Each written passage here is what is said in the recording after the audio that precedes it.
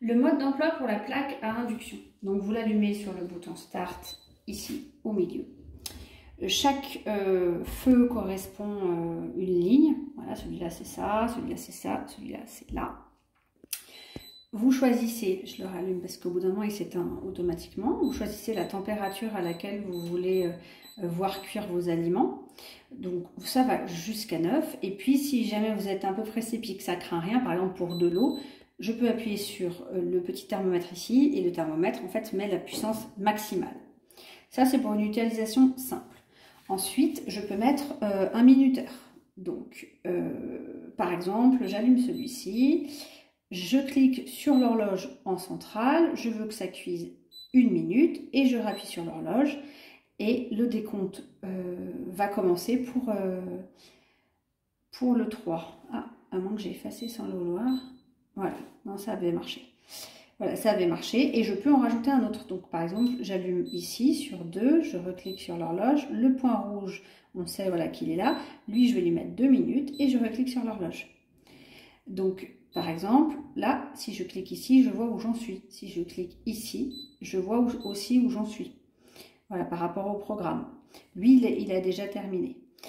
Je veux maintenant nettoyer ma plaque et j'ai peur d'allumer les boutons puisque ça commence à chauffer.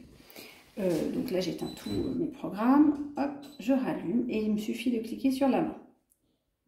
Sur la main, j'ai 20 secondes pour nettoyer.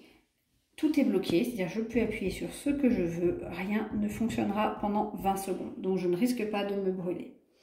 Maintenant j'ai besoin d'un peu plus de temps.